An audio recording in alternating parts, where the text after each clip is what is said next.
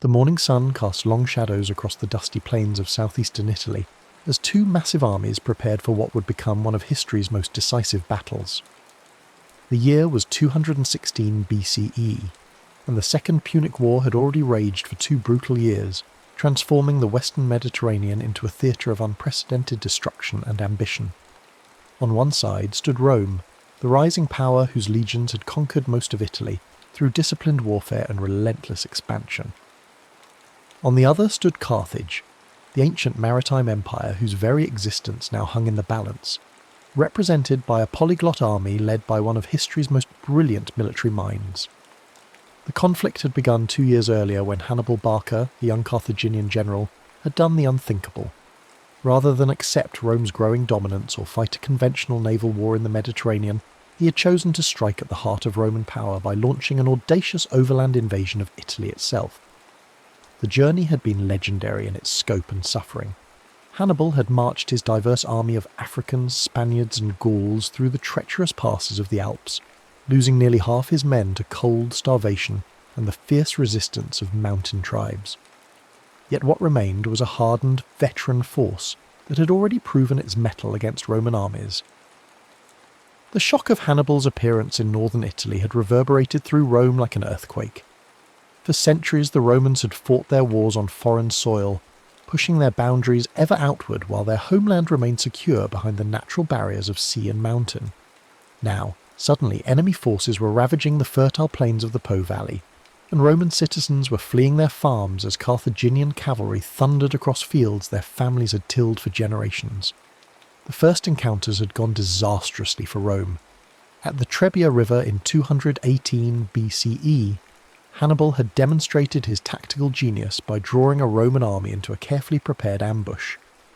Using the bitter December cold and his superior knowledge of the terrain, he had positioned troops in hidden positions along the riverbank. When the Roman legions crossed the icy waters to engage what they believed was Hannibal's main force, they found themselves attacked from all sides by fresh troops who had been concealed through the night. The slaughter had been comprehensive, with thousands of Roman soldiers cut down in the freezing mud or drowned in the swollen river. The following year brought an even more stunning defeat at Lake Trasimene. Here, Hannibal had perfected the art of the ambush on a massive scale. He had positioned his army in the hills overlooking the narrow pass between the lake and the mountains, then waited for the pursuing Roman army to march into what was essentially a killing ground. As morning mist rose from the lake, obscuring visibility, the Carthaginians had fallen upon the Roman column from 3 sides simultaneously. The consul Gaius Flaminius had died in the fighting, and his army had been virtually annihilated. So complete was the destruction that it took days for news of the disaster to reach Rome, and when it did, panic gripped the city. In response to these catastrophes, Rome had turned to Quintus Fabius Maximus, a cautious general who understood that conventional tactics would only lead to further disasters against Hannibal's superior generalship. Fabius had adopted a strategy of harassment and attrition, avoiding pitched battles while constantly shadowing the Carthaginian army. His troops would strike at Hannibal's foragers, cut off stragglers, and deny the enemy army the decisive victory it sought, while protecting Roman towns and supply lines. This approach, which came to be known as Fabian tactics, had frustrated Hannibal's attempts to force a conclusive engagement, and had earned Fabius the mocking nickname Cunctator, the delayer. But the Roman Senate and people had grown impatient with this cautious approach. The sight of enemy troops ravaging Italian soil while Roman armies seemed to cower in the hills was more than Roman pride could bear. The economy was suffering as trade routes were disrupted and agricultural production declined in the war zones. Perhaps most importantly, Rome's network of Italian allies was beginning to waver as they questioned whether their powerful patron could truly protect them from this Carthaginian threat. The pressure for decisive action had reached a crescendo in the spring of 216 BCE, when 2 new consuls were elected to lead Rome's military response. Gaius Terentius Varro represented the popular party and the common people's demand for aggressive action against the invaders. He was a man of humble origins who had risen through Rome's cursus honorum through political skill and populist appeals rather than military distinction. His speeches in the Forum had electrified crowds with promises to end the war quickly through bold offensive action. Lucius Aemilius Paulus, by contrast, represented the aristocratic faction and favoured a more measured approach. He was a seasoned general who had commanded legions in previous campaigns and understood the complexities of warfare against a cunning enemy like Hannibal. The tension between these two men reflected the broader divisions within Roman society about how to respond to the Carthaginian threat. Varro accused the aristocrats of cowardice and self-interest, claiming they prolonged the war to maintain their commands and enrich themselves at the state's expense. Paulus and his supporters countered that rash action would only lead to more disasters like Trebia and Trasimene. However, the popular will for aggressive action proved overwhelming, and the Senate authorized the raising of the largest army in Roman history to that point. The mobilization that followed was unprecedented in scale and ambition. Rome called up not only its own citizens, but also demanded contingents from every allied city and tribe throughout Italy. Veterans were recalled from retirement. Young men barely old enough to bear arms were pressed into service, and even slaves were offered freedom in exchange for military service. The entire Roman war machine was focused on creating a force so massive that it could overwhelm Hannibal through sheer numbers, regardless of his tactical superiority. When the levies were complete, Rome had assembled an army of approximately 80 to 90,000 men, divided into 8 legions plus an equal number of allied troops. This represented nearly 10% of Rome's entire military-age male population, a commitment that demonstrated both the state's desperation and its confidence in numerical superiority. The logistics of supplying and moving such a massive force was staggering, requiring thousands of pack animals, hundreds of supply wagons, and a complex network of depots and supply lines stretching back to Rome itself. Meanwhile, Hannibal's army had been reduced by 2 years of continuous campaigning to perhaps 40 to 50,000 effective fighters. However, what these men lacked in numbers they more than compensated for in experience and diversity. The core of his infantry consisted of Libyan troops, veterans of campaigns in Spain and Africa, who fought with captured Roman equipment and had adopted many Roman tactical innovations while retaining their own traditions of individual combat skill. These were supplemented by Gallic warriors from tribes in both Spain and northern Italy, fierce fighters who brought their own weapons and fighting styles to the Carthaginian cause. Spanish infantry provided another crucial element, disciplined troops armed with their distinctive falcata swords and experienced in both individual and formation combat. But perhaps Hannibal's greatest advantage lay in his cavalry, which was both more numerous and far superior in quality to anything the Romans could field. Numidian light cavalry from North Africa were legendary throughout the Mediterranean for their skill as horse archers and their ability to harass enemy formations while remaining virtually uncatchable in open terrain. These riders, who fought without saddles or bridles and controlled their mounts through knee pressure alone, could appear suddenly from clouds of dust, rain javelins and arrows on enemy formations, and disappear again before retaliation was possible. Heavy cavalry from Spain and Gaul provided the shock troops necessary for decisive charges, while their superior numbers meant that Hannibal could use mounted forces not just for reconnaissance and harassment, but as a genuine tactical arm capable of deciding battles. The diversity of Hannibal's army was both a strength and a challenge. Managing troops who spoke different languages, fought with different weapons, and came from cultures with vastly different military traditions required exceptional leadership and organisational skill. Yet this diversity also provided tactical flexibility that no homogeneous army could match. Hannibal could adapt his battle plans to take advantage of each unit's particular strengths, while compensating for their weaknesses through the complementary abilities of other contingents. As summer approached, both armies began manoeuvring through the heat-baked landscape of southeastern Italy, each seeking to force battle under favourable conditions. Hannibal had established a base near the town of Cannae, a Roman supply depot that controlled access to the rich agricultural regions of Apulia. The position was strategically crucial because it threatened Rome's grain supplies from the south, while providing Hannibal's army with access to the resources they needed to continue the campaign. More importantly, from a tactical perspective, the terrain around Cannae offered the open plains that would allow his superior cavalry to operate most effectively. The landscape around Cannae was dominated by gently rolling hills that descended toward the Aufidus River, known today as the Ofanto. The river valley provided relatively flat ground ideal for large-scale manoeuvres, while the surrounding elevations offered observation posts and potential positions for reserves. The summer heat was already intense, and dust clouds raised by marching armies could be seen for miles across the sun-scorched terrain. Local winds typically blew from the southeast, carrying dust and reducing visibility for anyone facing that direction, a factor that Hannibal would carefully consider in his battle planning. When the Roman army finally approached Cannae in early August, both sides understood that the moment of decision had arrived. The Romans could not allow Hannibal to continue threatening their supply lines and recruiting allies from among the Italian tribes, while Hannibal knew that his strategic position would become untenable if he could not force a decisive victory soon. Carthaginian reinforcements remained trapped in Spain by Roman naval power, and his army's numerical inferiority meant that a prolonged campaign of attrition would inevitably favour Rome. The night before the battle, both camps were alive with activity as commanders made their final preparations. In the Roman camp, Varro and Paulus held council with their subordinate officers, reviewing battle plans and attempting to coordinate the movements of their massive army. The size of their force created both opportunities and challenges. While their numbers were overwhelming, the complexity of managing so many troops in battle had never been attempted before. Roman military doctrine emphasized the disciplined advance of heavy infantry in close formation, an approach that had proven successful against most enemies, but had already failed disastrously against Hannibal's more flexible tactics. Across the plain, Hannibal was putting the finishing touches on one of history's most audacious battle plans. Rather than simply arranging his troops in the strongest possible defensive formation, he was preparing to deliberately weaken his centre while strengthening his flanks, creating a formation that would appear vulnerable to Roman attack, while actually serving as bait for an elaborate trap. The plan required precise timing, exceptional discipline from his troops, and the kind of battlefield control that few generals in history have ever achieved.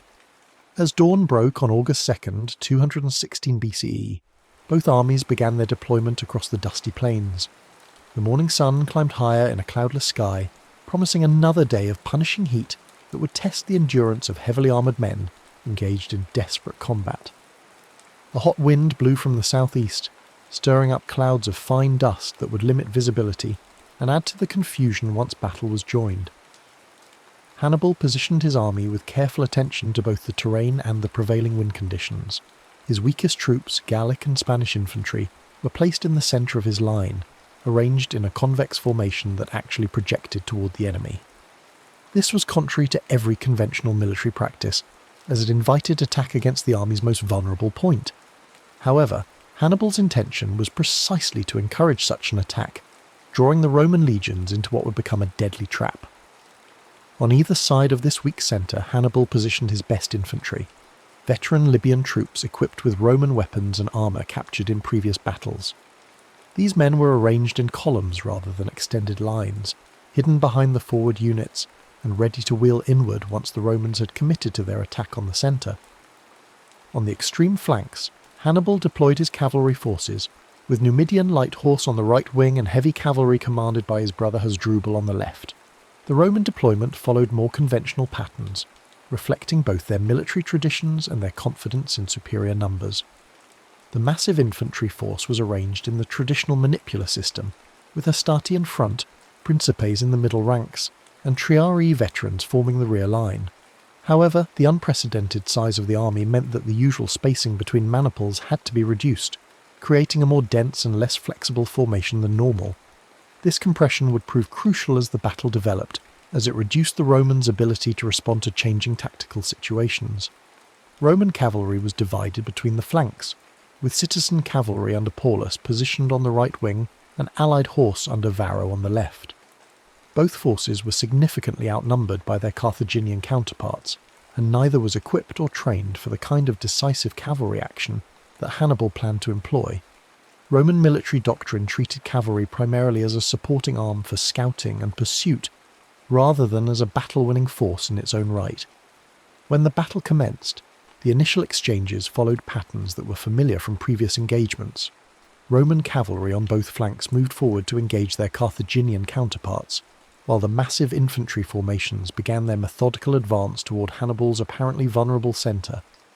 The dust raised by thousands of marching feet and galloping horses began to fill the air, reducing visibility and adding to the confusion that always accompanies large-scale combat.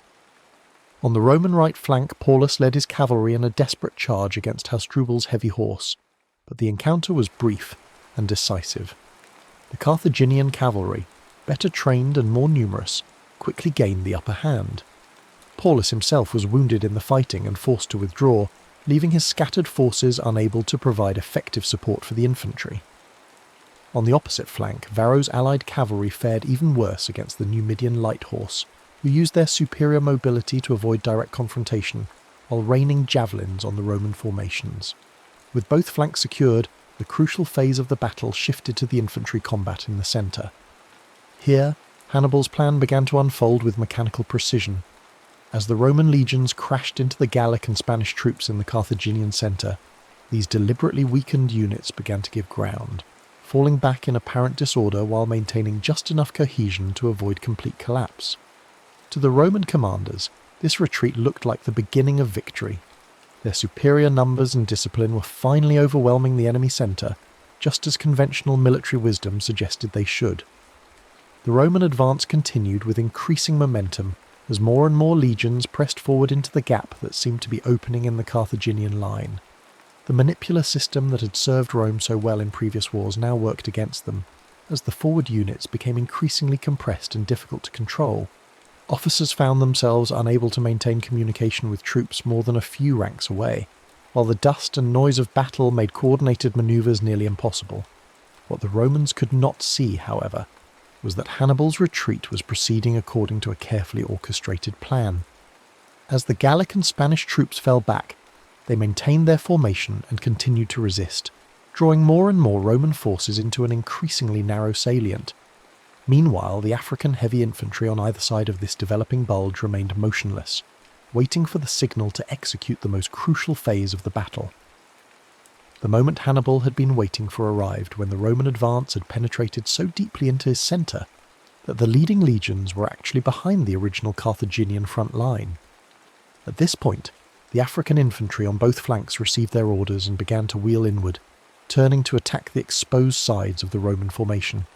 These troops, fresh and unengaged until this moment, struck the surprised Romans with devastating effect. Simultaneously, Hasdrubal's cavalry, having routed the Roman horse on their front, swept around the rear of the battlefield to attack the Roman infantry from behind. The Numidians joined this assault, and suddenly the massive Roman army found itself attacked from 4 directions simultaneously.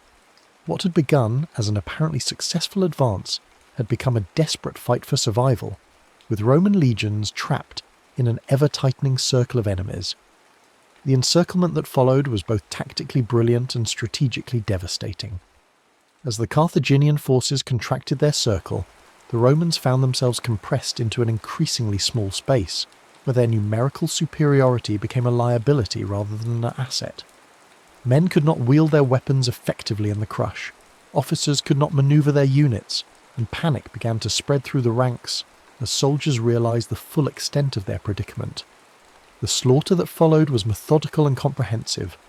Trapped Romans were cut down by spears and swords, trampled by their own comrades, or simply crushed in the press of bodies as the Carthaginian circle grew ever smaller. Some attempts were made to break out of the encirclement, but these were quickly suppressed by fresh Carthaginian troops who had been held in reserve for exactly this purpose. The superior training and equipment that had made Roman legions so effective in open battle became meaningless in the confused melee that the battle had become. Paulus, the consul who had favoured caution, died fighting in the ranks alongside his men, refusing offers of escape and choosing to share the fate of the soldiers he had led into disaster. His colleague Varro managed to escape with a small body of cavalry, but the vast majority of the Roman army was either killed or captured. The casualties were staggering even by the brutal standards of ancient warfare. Estimates suggest that between 50 and 70,000 Romans died on the field of Cannae, making it one of the bloodiest single days in military history. Among the dead were not just common soldiers but much of Rome's military and political leadership. 80 senators perished in the battle, along with numerous other magistrates, officers, and members of prominent families. The cream of Roman society had been wiped out in a single afternoon, leaving the state facing not just military defeat but a crisis of leadership that threatened its very survival. When news of the disaster reached Rome, the city was gripped by panic unlike anything in its history. Citizens fled to their homes, shops closed, and rumours spread that Hannibal was already marching on the city. The Senate met in emergency session to coordinate what seemed like preparations for a siege, while magistrates struggled to maintain order among a population that had suddenly realised their apparent invincibility was an illusion. Yet perhaps the most remarkable aspect of the aftermath was Hannibal's decision not to march immediately on Rome itself. His officers urged him to advance on the capital, while panic still gripped the city, and before the Romans could organise new defences. Some historians suggest that the city might indeed have fallen if Hannibal had struck immediately, while the psychological impact of Cannae was still paralysing Roman resistance. Instead, Hannibal chose to consolidate his victory by attempting to break up Rome's system of alliances throughout Italy. He released captured allied troops without ransom, hoping to convince them that Carthage offered better terms than Rome. He sent diplomatic missions to wavering Italian cities, promising favourable treatment to those who abandoned the Roman cause. This strategy was not without success. Several important cities, including Capua, the second largest in Italy, declared for Carthage in the months following Cannae. However, Hannibal's strategic pause also gave Rome the time it desperately needed to recover from the immediate shock of defeat. The Romans' response to Cannae demonstrated the resilience and institutional strength that would eventually enable them to dominate the Mediterranean world. Rather than seeking peace or abandoning the war effort, the Senate authorised new levies to replace the lost legions, recalled experienced commanders from other theatres, and implemented emergency measures to maintain the war effort.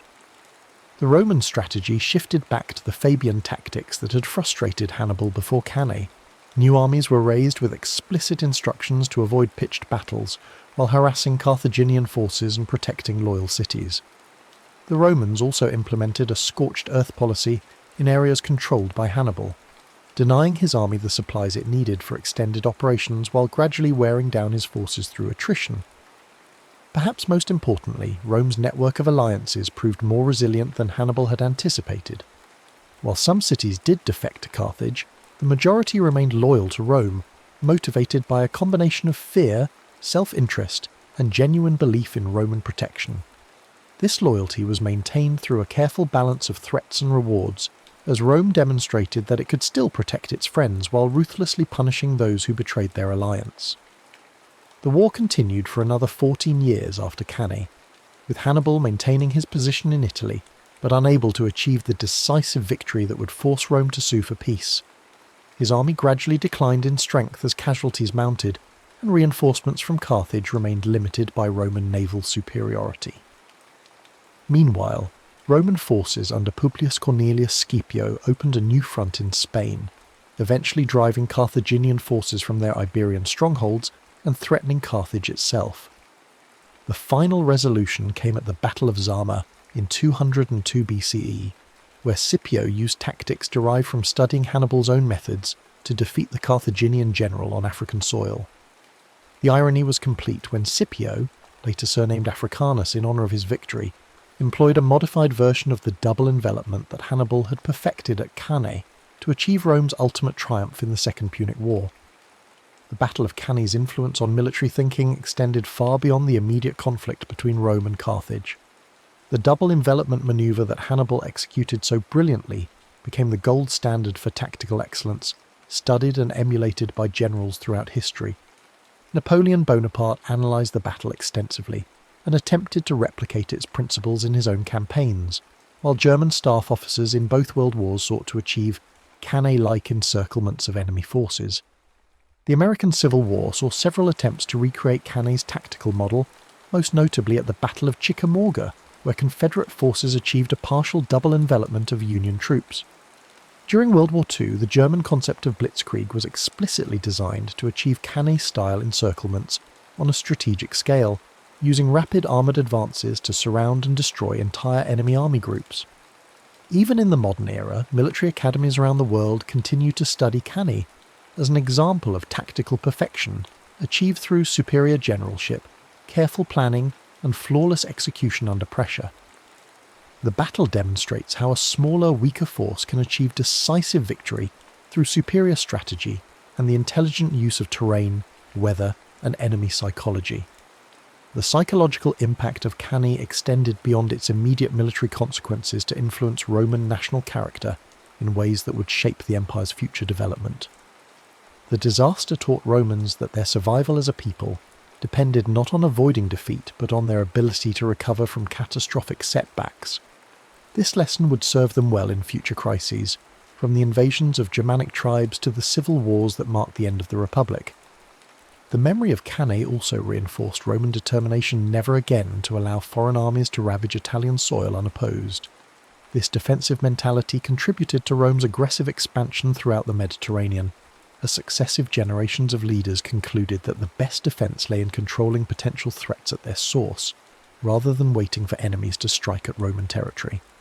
For Hannibal himself, Cannae represented both the pinnacle of his military genius and the beginning of his strategic failure. His tactical brilliance in achieving the perfect battle was matched by his inability to translate battlefield victory into lasting political success. The decision not to march on Rome immediately after Cannae has been debated by historians for over 2 millennia, with some arguing that the opportunity for decisive victory was lost forever in those crucial days following the battle.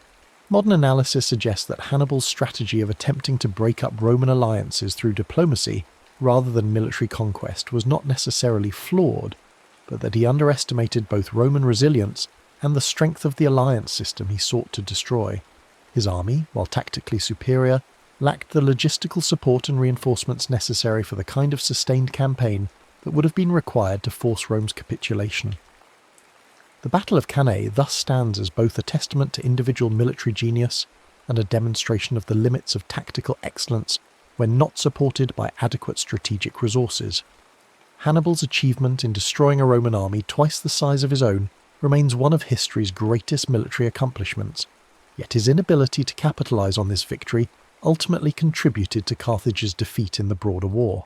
Today, the plains around Cannae remain largely agricultural, with few visible traces of the carnage that once soaked the dusty soil with the blood of tens of thousands of soldiers.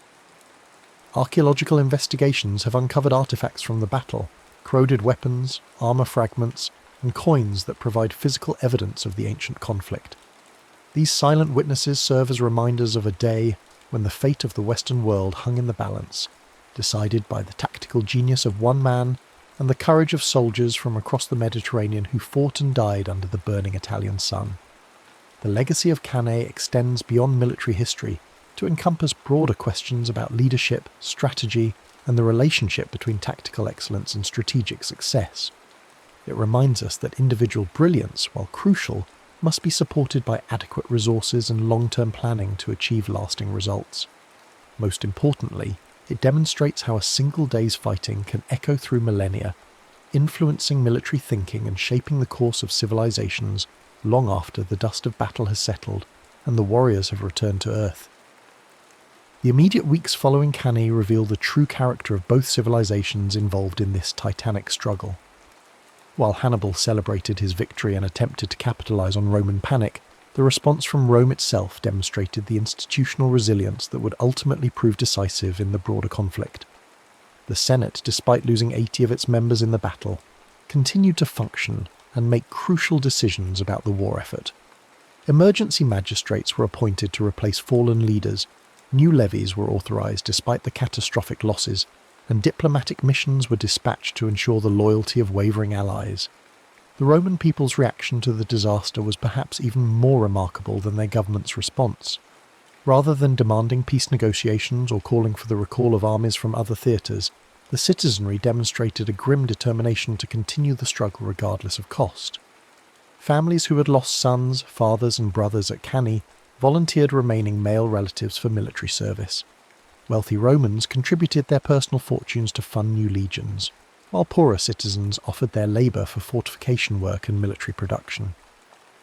This collective response was rooted in Roman cultural values that elevated duty to the state above individual survival or comfort.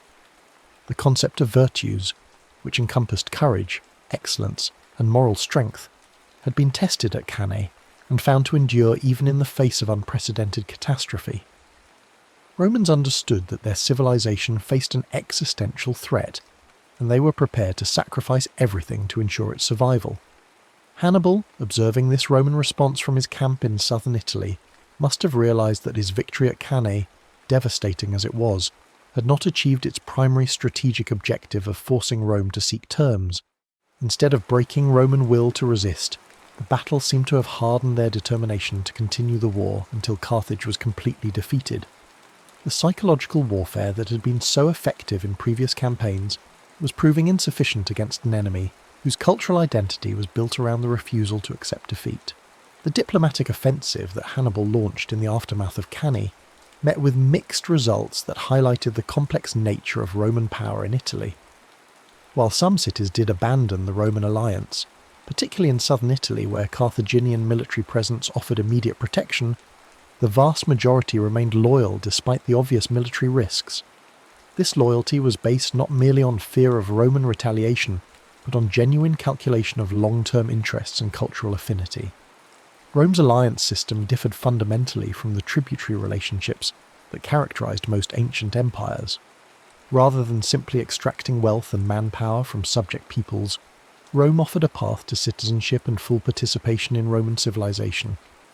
Italian allies understood that Roman defeat would not necessarily improve their situation, while Roman victory offered the possibility of advancement within an expanding imperial system.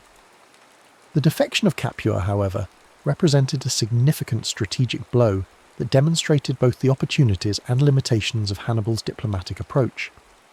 As the second largest city in Italy and the centre of a rich agricultural region, Capua's adherence to the Carthaginian cause provided Hannibal with crucial logistical support and a prestigious symbol of Roman weakness.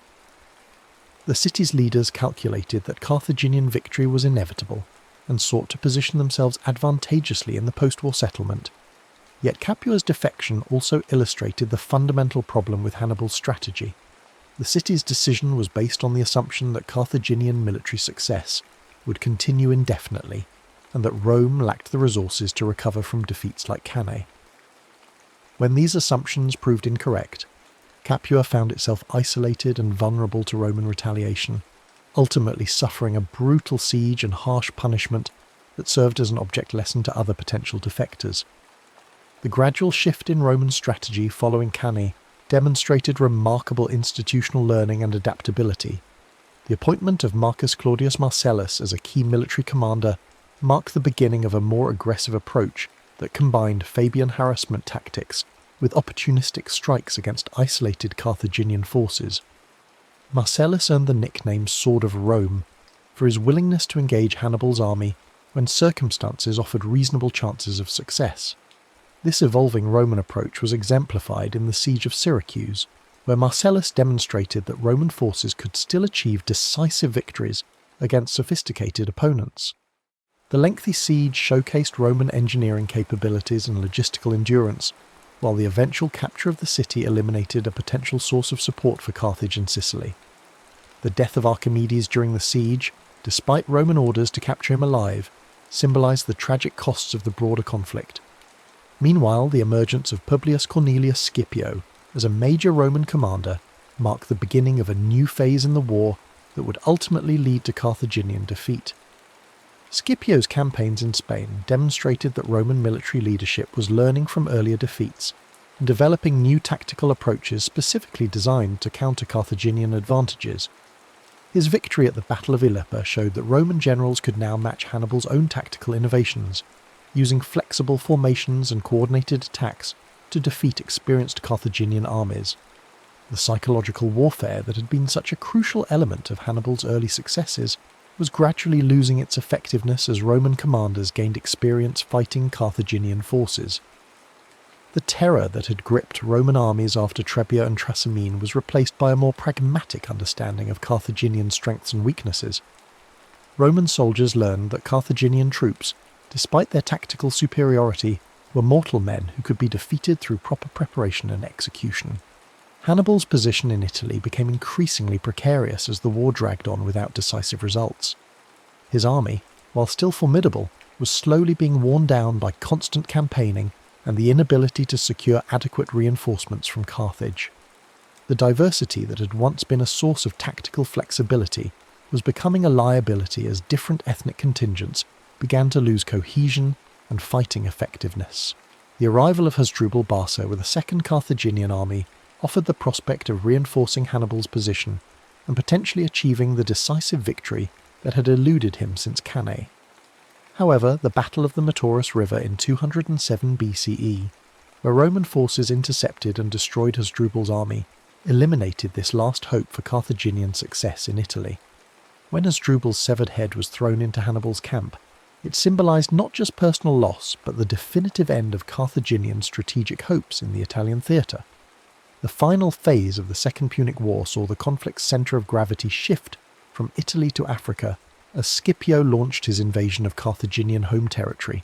This strategic reversal, which forced Carthage to recall Hannibal from Italy to defend the homeland, demonstrated how completely the strategic initiative had passed to Rome. The very tactics that Hannibal had used to threaten Rome were now being employed against Carthage itself. The Battle of Zama in 202 BCE provided a fitting conclusion to the military career of history's greatest tactical genius. Facing Scipio on the plains of North Africa, Hannibal found himself commanding an army that lacked the cavalry superiority and tactical cohesion that had made his earlier victories possible. Scipio, having studied Hannibal's methods throughout the war, employed a modified version of the double envelopment to achieve decisive victory against his former tormentor. The irony of Hannibal's defeat was that it came through the application of his own tactical innovations by an enemy who had learned from repeated defeats. Scipio's victory at Zama represented not just Roman military success, but the triumph of institutional learning over individual genius. Where Hannibal had relied on personal tactical brilliance, Rome had developed systematic approaches to warfare that could be employed by competent commanders even in the absence of exceptional talent. The peace treaty that ended the Second Punic War reduced Carthage to a client state of Rome, stripped of its navy, most of its territory, and any capacity for independent military action. The terms were deliberately harsh, designed to ensure that Carthage could never again threaten Roman supremacy in the Mediterranean. Hannibal himself was eventually forced into exile, spending his remaining years as a military advisor to various eastern kingdoms that opposed Roman expansion. The transformation of the Mediterranean world following Cannae and the Second Punic War established patterns that would dominate international relations for centuries. Rome's victory demonstrated that tactical brilliance, while important, was ultimately less decisive than strategic resources, institutional resilience, and the ability to learn from defeat. These lessons would guide Roman expansion throughout the Mediterranean and beyond, creating an empire that endured for over a millennium. The cultural impact of Cannae on Roman society extended far beyond immediate military consequences. The disaster became a defining moment in Roman national consciousness, a symbol of both vulnerability and resilience that shaped imperial ideology for generations. Roman writers and historians repeatedly returned to the battle as an example of how divine favour could be lost through hubris, but regained through perseverance and proper devotion to traditional values. The memory of Cannae also influenced Roman military reforms that created the professional legions of the imperial period. The disaster highlighted weaknesses in the citizen-soldier system that made Rome vulnerable to enemies with superior military training and experience. Subsequent reforms emphasized longer terms of service, better training, and standardized equipment that would make Roman armies less dependent on individual commanders and more capable of sustained operations in distant theatres. Educational systems throughout the Roman world incorporated lessons from Cannae into their curricula, ensuring that future generations of leaders understood both the dangers of overconfidence and the importance of institutional solidarity in times of crisis. The battle became a standard example in rhetorical training, used to illustrate principles of narrative structure, character development, and moral instruction that formed the foundation of classical education. The influence of Cannae on military thinking extended well beyond the boundaries of the Roman Empire to affect military development throughout the ancient world. Eastern kingdoms facing Roman expansion studied Hannibal's tactics as potential models for their own defensive strategies, while Roman enemies sought to replicate the psychological and tactical advantages that had made the Carthaginian general so formidable. Medieval military writers rediscovered classical accounts of Cannae during the revival of interest in ancient texts, incorporating lessons from the battle into contemporary military manuals and strategic thinking. The concept of the double envelopment became a standard element of military education, though few commanders possessed the skill or circumstances necessary to execute such a complex manoeuvre successfully. The Renaissance witnessed renewed scholarly interest in Cannae as military theorists sought to apply classical principles to contemporary warfare. The development of gunpowder weapons and changes in army organisation created new tactical possibilities, but the fundamental principles demonstrated at Cannae, the importance of reconnaissance, terrain analysis, troop morale and coordinated attacks, remained relevant to military professionals. Modern military historians continue to analyse Cannae as perhaps the finest example of tactical artistry in recorded history, a demonstration of how superior generalship can overcome seemingly impossible odds through careful planning and flawless execution. The battle serves as a case study in multiple military disciplines, from logistics and intelligence to leadership and battlefield psychology. Contemporary military academies around the world include Cannae in their core curricula as an example of tactical perfection that remains relevant despite changes in weapons technology and organisational structure. The principles that Hannibal employed, deception, concentration of force at decisive points, exploitation of enemy weaknesses and maintenance of tactical flexibility, continue to guide military planning in the modern era. The enduring fascination with Cannae reflects broader human interest in stories of David versus Goliath, where intelligence and determination overcome brute force and superior resources. Hannibal's achievement resonates across cultures and centuries because it demonstrates the power of individual excellence to change the course of history, even when ultimate victory remains beyond reach. Yet the complete story of Cannae also serves as a reminder that tactical brilliance alone is insufficient to achieve lasting political objectives. Hannibal's masterpiece on the battlefield could not compensate for Carthage's strategic weaknesses or overcome Rome's institutional advantages. The battle thus illustrates both the potential and the limitations of military genius in shaping historical outcomes. The dusty plains of Cannae continue to attract visitors from around the world, drawn by the site's historical significance and the enduring questions it raises about leadership, strategy, and the nature of victory itself. Standing on the ground where one of history's greatest battles was fought, modern observers can appreciate both the scale of Hannibal's achievement and the broader historical forces that ultimately determined the conflict's outcome. The silence of the ancient battlefield speaks eloquently of human ambition, sacrifice, and the eternal struggle between individual brilliance and collective endurance that defines the human experience across all ages and civilizations.